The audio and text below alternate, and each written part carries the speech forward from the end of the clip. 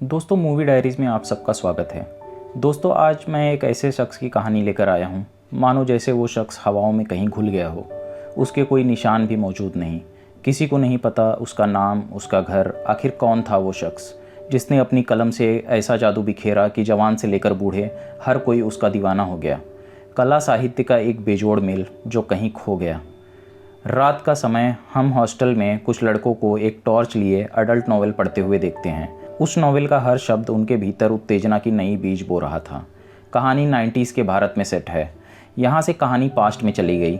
दोस्तों, कहानी हिमाचल की पहाड़ियों में शुरू हुई।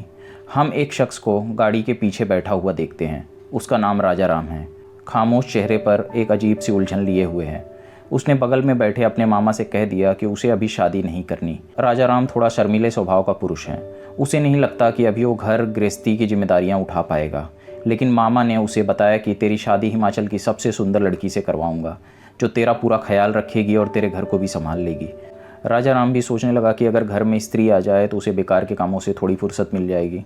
उसके माता पिता नहीं हैं। बचपन से मामा ने ही पाल पोस कर बड़ा किया है, लेकिन जब से होश संभाला है तब से अलग ही रहता है। हम देखते हैं आखिरकार राजा राम की शादी हो ही गई। मामा ने अपना वादा पूरा किया। पत्नी रेनू वाकई में बेहद खूबसूरत थी। रेनू ने पहली बार घर में कदम रखा, लेकिन राजा राम का मन अब भी उलझन में। चेहरे पर एक शिकस्त साफ दिखाई देती है कि कहीं उसने शादी करके कोई गलती तो नहीं कर दी। धीरे धीरे रेनू ने घर के कामकाज भी संभाल लिए। काफ़ी कुछ बदल गया। राजा राम का मन भी अब उस उलझन से बाहर आ गया और जैसे तैसे वक्त बीतने लगा। दोनों का रिश्ता और भी गहरा होता चला गया। शाम राजा राम काम से छूटने के बाद एक जगह गया। वहाँ कई कवि और लेखक जुटे हुए थे। काफ़ी देर तक सभी मंच पर आकर अपनी कला का प्रदर्शन करते। वहाँ राजा राम का सबसे करीबी दोस्त महेश भी आया था।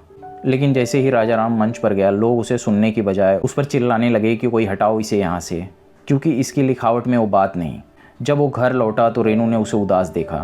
पूछने पर उसने कुछ नहीं बताया, लेकिन नौकरी और अपने सपनों के बीच राजा राम हर दिन पिस रहा था। पता नहीं कि कब पूरा होगा उसके लेखक बनने का सपना। एक बार तो रेनू को लगा शायद से राजा राम किसी और महिला के प्रेम में है, लेकिन आज उसने रेनू से खुलकर अपने मन की बात कह दी कि उससे ये नौकरी और नहीं होगी और उसे दिल्ली जाके लेखक बनना है। उसकी बात सुन रेनू काफ़ी खुश हुई। उसने इस काम में उसका पूरा साथ देने का वादा किया। अब तो राजा राम के लेखक बनने के सपने के बारे में गाँव का हर एक शख्स जानने लगा था। चाय की दुकान में बैठे उस शख्स ने कहा कि कहानियाँ कहीं और से नहीं आती, इंसान के भीतर से आती हैं, उसके आसपास से निकलती हैं। लेकिन राजा राम को समझ नहीं आता कि आखिर कहाँ से शुरू करे। घर की जिम्मेदारी देखे या नौकरी करे, या फिर कहानियों को चुने। किस्मत ने उसे जीवन के सबसे मुश्किल पड़ाव पर लाकर खड़ा कर दिया था। आज शाम उसका दोस्त महेश भी उससे मिलने चला आया। रेनू को देख वो भी हक्का बक्का रह गया, जो कि सच में बेहद खूबसूरत थी। काम में व्यस्त रहने की वजह से उसका शादी में आना नहीं हो पाया। दोनों ने शराब के दो घूंट लगाए। उसने राजा राम को सलाह दी कि उसके पहचान में एक पब्लिकेशन है जो कॉमिक्स लिखवाना चाहता है, लेकिन राजा राम को कॉमिक्स लिखने में कोई रुचि नहीं। फिर भी उसने सोचा कहीं ना कहीं से तो उसे शुरुआत करनी ही होगी। कहानियाँ तो उसने बहुत लिखी थी, लेकिन कोई ऐसा पब्लिकेशन मिला नहीं जो उसकी कहानियों को छाप सके। दूसरे दिन सुबह वो शिव शंकर पब्लिकेशन के दफ्तर चला गया। वहाँ उसने उस शख्स को अपनी लिखी हुई कहानी दिखानी चाहिए, लेकिन उसने कोई खास रुचि ना दिखाकर उसे वापस लौटा दिया। हर तरफ बस हार दिखाई दे रही थी। कोई उसकी लिखी हुई कहानियों को देखना भी नहीं चाहता। हम देखते हैं राजा राम पास के ही एक बैंक में काम करता है। आज उसके बैंक का मैनेजर अपने एक क्लाइंट के सामने ही उसकी बेइज्जती करने लगा। गलती से कहानी का एक पन्ना अकाउंट की बुक में रह गया था। क्लाइंट के सामने ही वो राजा राम की लिखी कहानी को पढ़ उसका मजाक बनाने लगा, मानो जैसे उसके जख्मों को कोई खुरेद रहा हो। मैनेजर ने धमकी दी कि अगर उसने दोबारा उसे काम पर कहानियाँ लिखते हुए देख लिया तो उसे काम से धक्के मारकर निकाल देगा। राजा राम के भीतर का तूफान और तेज हो गया। उसे आज वो मौका मिल ही गया जिसकी वो तलाश में सालों से था, क्योंकि हर दिन यहाँ वो खुद को जलील होता हुआ नहीं देख सकता था। उसने उसी वक्त इस्तीफानामा दे दिया और नौकरी छोड़ दी और सब कुछ किस्मत के हाथ में छोड़ दिया। रात दोस्त महेश उसके घर आया। उसने राजा राम को काफ़ी डांट लगाई कि जिस नौकरी के लिए लोग धक्के खा रहे हैं, राजा राम ने बिना सोचे समझे उसे छोड़ दिया। अब उसका भविष्य क्या होगा, उसे खुद नहीं पता कि वो क्या करेगा। लेकिन रेनू हर कदम पर उसके साथ थी। राजा राम ने कहा कि वो जल्द ही कोई रास्ता निकाल लेगा। वो दोबारा से शिव शंकर पब्लिकेशन गया, लेकिन वहाँ उन्होंने मना कर दिया कि वो कोई कॉमिक्स नहीं छापा करते। एक आखिरी उम्मीद जो बची थी वो भी ख़त्म हो गई। कभी कभी ख्याल आता है कि कहीं उसने नौकरी छोड़कर गलती तो नहीं कर दी, लेकिन खुद पर भरोसा था कि जल्द ही रास्ता निकल आएगा। अब रेनू ने घर चलाने के लिए कढ़ाई बुनाई का काम भी करना शुरू कर दिया। लेकिन राजा राम के भीतर जलती हुई आग शांत होने की बजाय और भड़कने लगी। वो कहानियाँ लिखता, फिर उस पन्ने को फाड़ फेंक देता, मानो जैसे राजा राम और उसके सपनों के बीच एक दीवार खड़ी हो गई हो, जो वक्त के साथ और मजबूत होती जा रही है। लेकिन आज तो हद ही हो गई। पास के ही एक सैलून में काम करने वाला कृष्णा दिल्ली जा रहा है अपना नया सैलून खोलने। लोगों को खुशी से मिठाइयाँ खिलाने लगा। राजा राम सोचने लगा कि बताओ, एक नाई का दिल्ली जाना हो गया, लेकिन उसे नहीं लगता कि वो कभी इस जगह से निकल पाएगा। दूसरे दिन फिर एक उम्मीद लेकर वो एक नए पब्लिकेशन के पास अपनी स्टोरी को छपवाने गया। वहाँ वो पब्लिकेशन के मालिक से मिला, जिसका स्वभाव एकदम चिड़चिड़ा और मुंह से निकला हर शब्द गुस्से से भरा हुआ था। राजा राम को लगता नहीं कि यहाँ भी उसकी दाल गलेगी। वहाँ उस शख्स ने उसे अपने साले भारती से मिलवाया। कहानियाँ पब्लिश होने तक का सारा काम भारती ही देखता है, लेकिन भारती का भी मिजाज अपने जीजा की तरह ही बिल्कुल गुस्से से भरा हुआ है। उसने राजा राम से कहा कि कहानी इसी टेबल पर रख दो, क्योंकि छापने से पहले इसे पढ़ना होगा। उसने राजा राम से 1 हफ्ते बाद आने को कहा। हफ्ते का हर दिन सालों जैसे बीतने लगा। किसी तरह हफ्ता बीता और वो फिर से उसी दफ्तर पहुंच गया। वहां भारती से पूछने पर उसने बताया कि उसकी कहानी नहीं छप सकती, क्योंकि उसमें कुछ मिर्च मसाला ही नहीं है। यहाँ राजा राम ने मिर्च मसाले ऐसे शब्द पहली बार सुने थे। उसे इस शब्दों के पीछे की पहेली समझ नहीं आई। राजा राम वहाँ से चला गया। उसने कई लोगों से मसाले का मतलब पूछा। लोग उसे पहेलियों में जवाब देते जिसे वो समझ नहीं पाता। उसे समझ नहीं आता कि आखिर कहानियों में मसाला कहाँ से ले आए। रात वो अपने दोस्त महेश के साथ शराब पीकर निकला। सड़क पर लगी अडल्ट फिल्म की पोस्टर देख सारा मामला साफ हो गया। फिल्म का नाम था पड़ोसन मसालेदार। दोनों उस फिल्म को देखने चले गए। वहाँ से निकला तो हैरान दिखाई दिया, क्योंकि आज से पहले उसने ऐसा कुछ नहीं देखा था। राजा राम समझ गया कि आखिर उन्हें क्या चाहिए। कहानियाँ ऐसी हों जो लोगों की वासना को थिरकाए, कहानियाँ जो लोगों की दबी हुई कामुकता की परत को हटाने का काम करे। देर रात अकेले कमरे में बैठा हुआ एक गहरी सोच में डूबा कि आखिर कहानी कहाँ से शुरू करे, जिसमें साहित्य भी हो और साथ ही लोगों की काम वासना को भी थिरकाने का काम करे। उसने सिगरेट की एक लंबी कश लेकर अपनी कलम उठाई और कल्पनाओं की दुनिया से अपना तार जोड़ लिया। राजा राम ने खुद को इस कहानी के खेल का मंझा हुआ खिलाड़ी बना लिया और रात बैठकर ही उसने अपनी पहली कहानी लिखी, शैला का यौवन।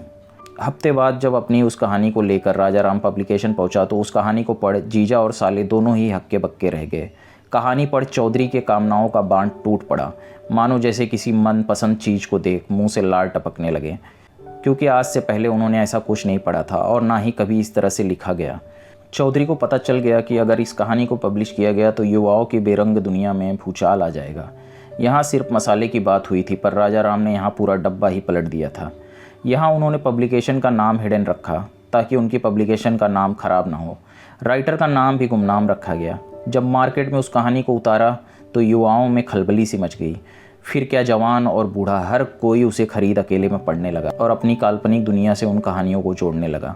जब कहानियाँ छपने लगी और अच्छा परफॉर्म करने लगी तो पहली बार राजा राम को अपनी लिखावट से पहली तनख्वाह मिली।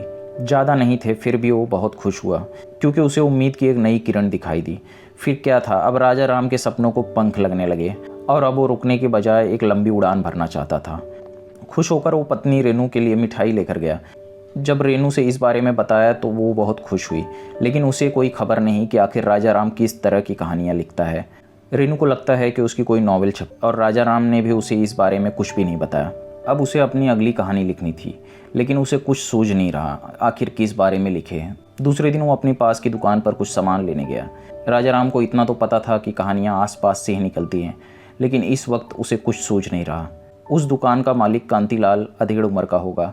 अक्सर उसकी दुकान पर एक महिला सामान लेने आया करती थी और कांतीलाल जो वासना से भरपूर उसकी तरफ पूरी तरह से आकर्षित था। जब भी वो सामान लेने आती तो कांतीलाल अपने डब्बे से एक लॉलीपॉप निकालकर उसे मुफ्त में दे देता, क्योंकि उसकी एक आस और उम्मीद उस महिला से जुड़ी थी। राजा राम ने ये सब अपनी आंखों के सामने होते हुए देखा और इसी के साथ उसे अपनी अगली कहानी भी मिल गई और अपनी उस कहानी को शीर्षक दिया बनिए का लॉलीपॉप। उस कहानी का शीर्षक पढ़ चौधरी जोर जोर से ठहाके लगाकर हंसने लगा, क्योंकि उसे समझ नहीं आता कि आखिर राजा राम को ये कहानियाँ सूझती कहाँ से हैं। मौके का फ़ायदा उठाते हुए राजा राम ने उनसे गुजारिश करी कि अगर आप मेरे 1-2 अच्छे वाले नावल भी छपवा देते तो अच्छा होता, लेकिन चौधरी ने मना कर दिया कि अगर अच्छे नावल होते तो उन्हें ज़रूर छपवा देता। फिलहाल अभी इस बारे में उसने कोई विचार नहीं किया। राजा राम भी यहाँ दुविधा में फंसा कि लोग पूछेंगे तो उन्हें क्या दिखाएगा या बताएगा कि आखिर वो कौन सी कहानियाँ लिखता है।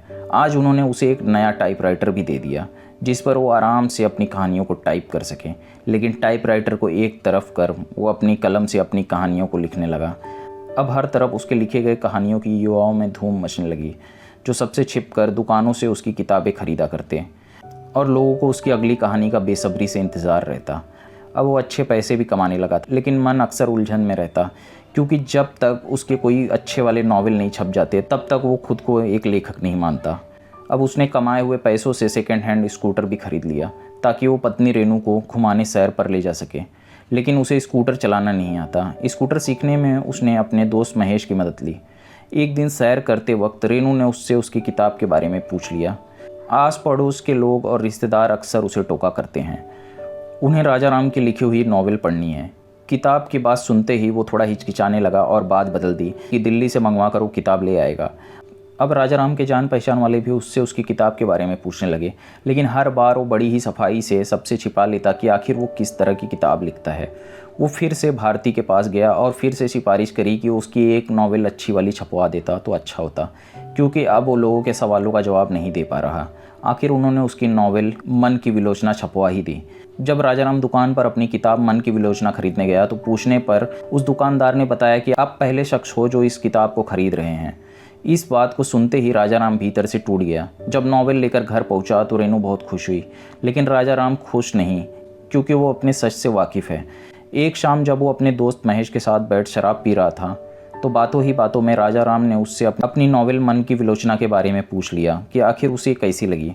महेश ने ज़्यादा ना घुमा फिरा कर बात साफ कह दी कि उसे कहानी में कुछ समझ नहीं आया। इतना सुनते ही राजाराम गुस्से में उठ खड़ा हुआ कि कैसे अच्छी नहीं लगी। किसी को नहीं पता कि आखिर उसने कितनी ज़्यादा मेहनत की है उस नॉवेल पर। वो नाराज़ होकर वहाँ से चला गया। दूसरे दिन वो रेनू को अस्पताल लेकर गया। वहाँ चेकअप के बाद पता चला कि वो प्रेग्नेंट है। अब उसकी ज़िंदगी में एक नए मेहमान का आगमन होने वाला था। हम देखते हैं राजाराम ने अडल्ट नॉवेल लिखने का काम इसी तरह जारी रखा, क्योंकि उसके अच्छे नॉवेल तो छपने से रहे और उसे पैसों की भी बहुत ज़रूरत थी। एक दिन जब बाहर सैर पर गया था तो वहाँ उसने एक दुकान पर अपनी अडल्ट नॉवेल के बारे में पूछा, लेकिन उस दुकान वाले ने उसे दूसरी नॉवेल दे दी। अब राजाराम की नकल के और भी ऐसे किताबें मार्केट में आने लगी थी, जिसे देख वो काफ़ी परेशान हुआ।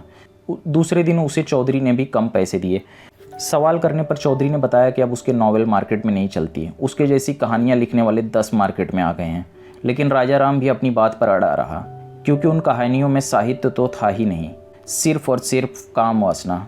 इन्हीं सब बातों के बीच चौधरी और राजाराम में बहस छिड़ गई और उसने उसी वक्त उसके साथ काम करना छोड़ दिया।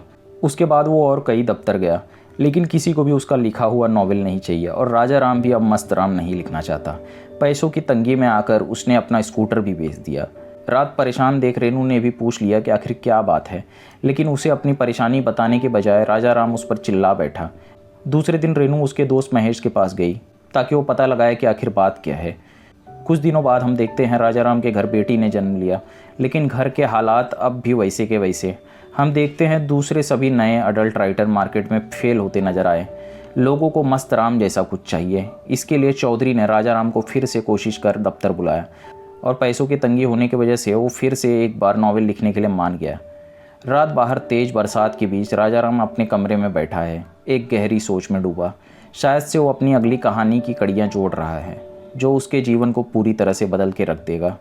इस बार राजाराम ने सारी हदें पार कर दी। जहां उसने अपनी पत्नी रेनू और दोस्त महेश को कहानी का पात्र बनाकर कुछ ऐसा लिख दिया जो रिश्तों को बिल्कुल शर्मसार कर देता है, भले ही वो बस कहानी लिख रहा हो। लेकिन इस सोच से उसकी मानसिकता का आकलन लगाया जा सकता है। रात काली और गहरी होती चली गई, साथ ही राजाराम के लिखे शब्द और काले होते चले गए। दूसरे दिन पब्लिकेशन जाते वक्त उसके दोस्त महेश ने उसका पीछा किया और वहां पहुंचकर उसने सब कुछ छिपकर सुन लिया और उसे राजाराम की सच्चाई का भी पता चल गया, आखिर वो किस तरह की नॉवेल लिखता है। एक शाम राजाराम के घर उसके मामा भी आए हुए थे और वहाँ महेश भी आया था। इसी बीच महेश ने उस नॉवेल को पढ़ना शुरू किया जिसे उसने रेनू और महेश को नज़र में रखते हुए लिखा था। सच सामने आते ही राजाराम की सांसें अटक गई और वो शर्म से अपनी नज़रें छिपाने लगा। राजाराम की नज़र से ये काम गलत नहीं था, लेकिन लोगों की नज़र में उसने अपने रिश्तों को बेच दिया था। उस शाम राजाराम अकेले में बैठा जीवन में आने वाले दिनों के बारे में सोचने लगा। हम देखते हैं महेश भी सबसे छिपकर दुकान से राजाराम की अडल्ट नॉवेल खरीद रहा है। यहाँ हमें पता चल जाता है कि ऊपर से कोई कितना भी दिखावा कर ले या शिष्टाचार की बातें करे, लेकिन भीतर की वासना जब जकड़ती है तो कोई नहीं बच पाता। अडल्ट नॉवल की बढ़ती लोकप्रियता को देखते हुए राजा राम ने अपना काम जारी रखा और एक गुमनाम राइटर की ज़िंदगी जीता चला गया और एक राइटर बनने के सपने पर भी वहीं विराम लगा दिया। कहानी इसी दृश्य के साथ समाप्त हो गई। दोस्तों, अगर कहानी पसंद आई हो तो वीडियो को लाइक, शेयर और चैनल को सब्सक्राइब जरूर कर दें। दोस्तों, अगर मेरी वीडियो आपको पसंद आती है तो वीडियो को हाइप ज़रूर कर दें। आपका हर हाइप मेरी वीडियो की रीच बढ़ा सकता है और ये मेरी अगली वीडियो के लिए मोटिवेशन भी होगा। मिलते हैं अगले वीडियो में एक नए एक्सप्लेनेशन के साथ।